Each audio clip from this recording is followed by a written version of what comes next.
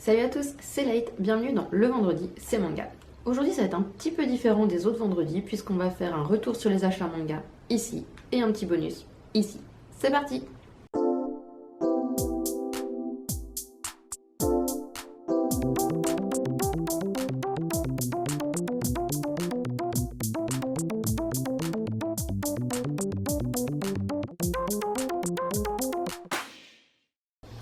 Premier achat de la semaine, A Silent Voice.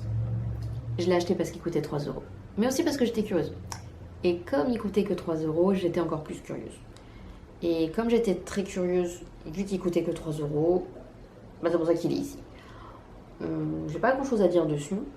Attention, je vais pas faire de blagues de merde, de Silent Voice, rien à dire dessus, hein. On va passer ça. On verra juste si ça me plaît. On retrouvera les tomes 2, 3, 4. Je sais même pas combien il y a de tomes de sortie actuellement.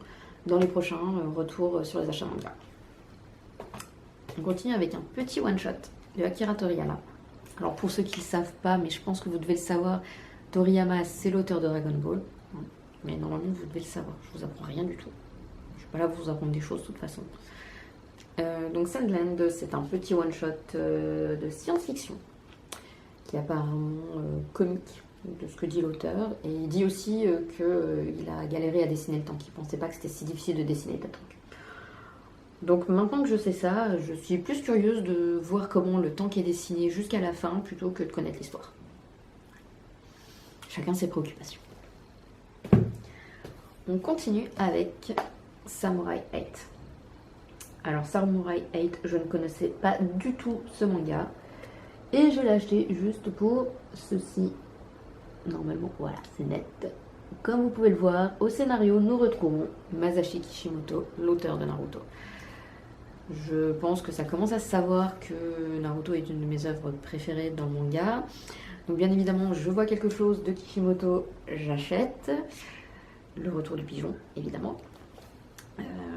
Maintenant, je vais quand même parler un petit peu de l'œuvre. On va parler du fait que je suis un gros pigeon. Au niveau de l'œuvre, l'auteur dit que c'est un mélange de 3 choses qu'il aime beaucoup. La culture traditionnelle, la science-fiction et les vêtements. Donc j'ai hâte de voir. De toute façon, on comprend tout de suite, rien qu'à la couverture du premier tome. On retrouve un petit peu tous ces trois détails-là. La tradition avec les katanas, la science-fiction avec quoi? On ne voit pas la science-fiction en fait dessus, si, les planètes derrière, je dirais. Et puis les vêtements, voilà, on voit bien que les vêtements, c'est pas de jean basket non plus, quoi. Petit détail aussi que j'ai spoté sur la couverture, si on regarde un peu plus près, sur le front du personnage, nous retrouvons un symbole qui ressemble beaucoup à un symbole des yogas. Voilà. Donc je pense que c'est un petit clin d'œil peut-être aux œuvres précédentes de Kishimoto. J'ai hâte de lire quand même, parce que ça a l'air assez sympa. Et puis j'aime bien justement ce côté mêler plusieurs choses, la science-fiction, la culture un peu plus traditionnelle et folklorique. Voilà. Puis j'aime bien la science-fiction, surtout en ce moment. Donc on continue avec le tome 2 de Samurai 8. Parce que il y avait le tome 1, il y avait le tome 2, donc j'ai enchaîné. On continue parce que, comme on dit toujours, jamais 203, j'ai pris le tome 3. Parce que, voilà. Bien évidemment, comme je suis un pigeon et qu'il y avait le tome 4, j'ai pris le tome 4. Et pour terminer, puisque c'est une série qui se conclut en 5 tomes, j'ai pris le tome 5. Tome 5 qui a un petit goodies en cadeau, donc encore retour du pigeon, évidemment. Dedans, il y a 3 marque-pages métallisés que je ne sais pas du tout à quoi ils ressemblent, puisque j'ai pas ouvert. Voilà, ça va être la surprise. Quand je me déciderai à le lire, voilà, je ne l'ouvrirai qu'à ce moment-là. Et maintenant, c'est l'heure du petit bonus. Petit bonus qui est que j'ai reçu 3 œufs. Oui, c'est Pâques avant Pâques. Donc j'ai reçu un œuf de Demon Slayer, un œuf de Jujutsu Kaisen et un œuf de Tokyo Revenger.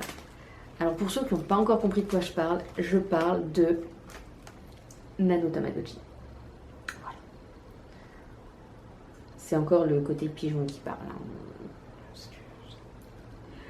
Donc c'est les quatrième, enfin j'en ai 4 maintenant en tout, puisque avant j'en avais déjà un que je n'ai toujours pas ouvert alors que je l'ai depuis plusieurs mois. Donc pareil, c'est un de Jujutsu Kaisen. Ah, c'est Suguru Geto, mais sauf qu'on ne voit rien. Voilà, on voit pas grand chose. Que je n'ai toujours pas ouvert.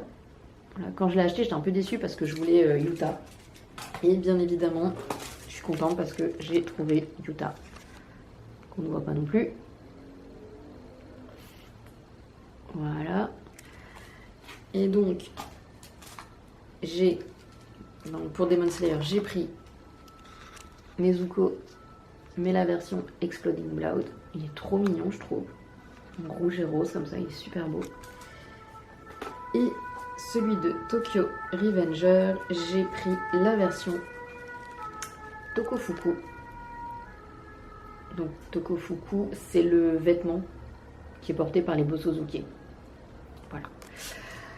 Donc pour le moment, j'ai pas prévu de les unboxer, en tout cas pas tout de suite, mais je pense que je vais bien le faire à un moment. Puis ça peut être matière à une vidéo, ça peut être assez sympa pour voir quel personnage de l'un de ces mangas je vais élever à travers ces Tamagotchi. C'est tout pour aujourd'hui et c'est déjà pas mal. Je vous dis à vendredi prochain pour un autre Le Vendredi c'est Manga. Salut!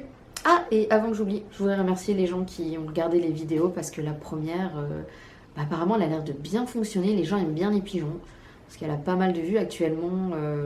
Au jour où je tourne cette vidéo, on est à 150 vues. Ce qui pour moi est énorme, alors que pour d'autres, c'est rien du tout. Et je veux remercier aussi les gens qui s'abonnent et qui mettent des j'aime sur mes vidéos. C'est très sympa. Voilà.